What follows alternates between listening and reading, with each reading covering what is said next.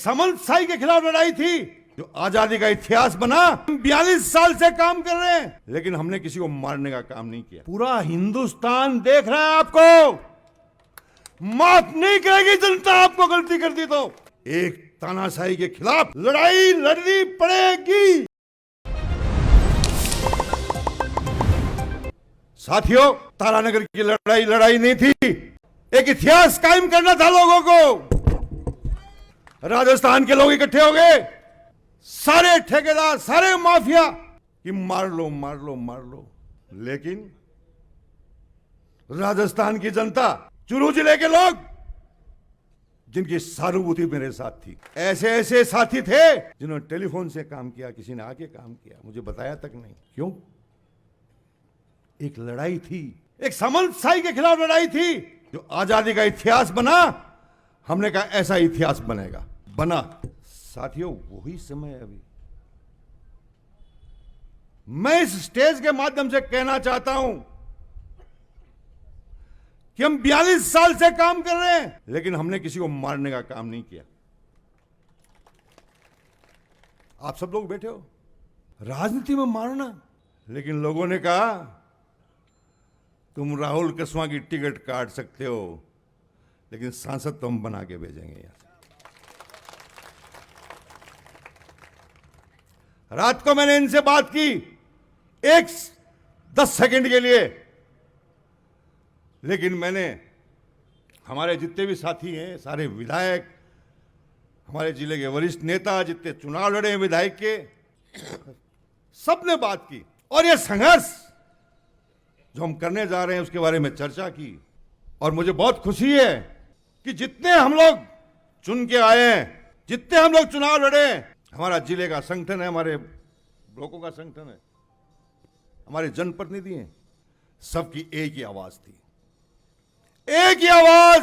किसी के चाहे जिंदा रहे, किसी के चाहे मरे, किसी के चाहे चुनाव लड़े, किसी के चाहे तो क्या पसंद करोगे। जिले में ऐसा माहौल बन गया। मेरे को पूछा गया, मेरे साथियों से पूछा गया, और हम सबकी एक राय थी। दिल में जलन थी, हमने सबकी कितने दावेदारी छोड़ दी। रफीक भाई को धन्यवाद देना चाहता हूं जो पहली सभा के अंदर कहा कि मैं चुनाव नहीं लड़ूंगा।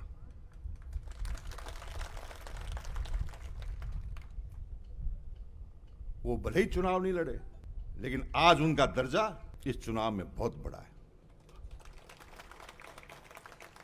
साथियों, लंबी बात नहीं करूंगा, राहुल जी बोलेंगे। आपको इतना ही कहना चाहता हूं, और राहुल जी आपको बताना चाहता हूं, मैंने 5 लोकसभा के चुनाव लड़े हैं और 3 चुनाव मैंने विधानसभा के लड़े हैं और 3 चुनाव मैंने राज्यसभा के लड़े हैं। ऐसी एकता कांग्रेस के अंदर पहली बार है। जब हमको टिकट मिलती थी तो हम एक लिस्ट बनाते थे, हम लिस्ट भेजते थे, बनाते थे कि इनसे मिलना है। लेकिन राहुल जी, आप भाग्यशाली हो, आप भाग्यशाली हो। साथियों, टिकट मेरे भी कटे हैं, लेकिन मेरा स्वाभिमान कभी नहीं खरीदा गया। 2003 के अंदर सोनिया गांधी जी ने मुझे बुलाया कि बलराम जाखड़ जी चुनाव लड़ना चाहते हैं। मैंने कहा हमारे वरिष्ठ नेता हैं, हम तैयार हैं। 2008 के अंदर रफीक मंडेलिया जी तो मेरी टिकट मांग रहे थे, इनका परिवार मेरी टिकट मांग रहा था, लेकिन पार्टी का फैसला हो गया कि एक अल्पसंख्यक को टिकट देंगे राजस्थान में। मैंने कहा मैं सेक्रीफाइस करूंगा। मुझे आलाकमान ने कहा कि आपका काम हम देखेंगे, आप काम करिए। साथियों, ये लड़ाई लड़नी है, छोटी नहीं है। पूरा हिंदुस्तान देख रहा है आपको। माफ नहीं करेगी जनता आपको गलती कर दी तो। भूल कर दी तो जनता कभी माफ नहीं करेगी इस देश की। एक तानाशाही के खिलाफ लड़ाई लड़नी पड़ेगी। ना कोई जाति का सवाल है, ना कोई धर्म का सवाल है। 36 कौम की पार्टी है कांग्रेस, 36 कौम के लोग यहां बैठे हैं। मैं आप सबको जानता हूं, ज्यादातर लोगों को आपका प्यार, आपका स्नेह मुझे आज भी मिलता है। ये सुशील गौड़ खड़ा है पुराना मेरे साथ, 42 साल का। बहुत से लोग ऐसे, बहुत से साथी हैं, वो संजय बटड़ जी खड़े देखो पुराने मेरे शुरू के।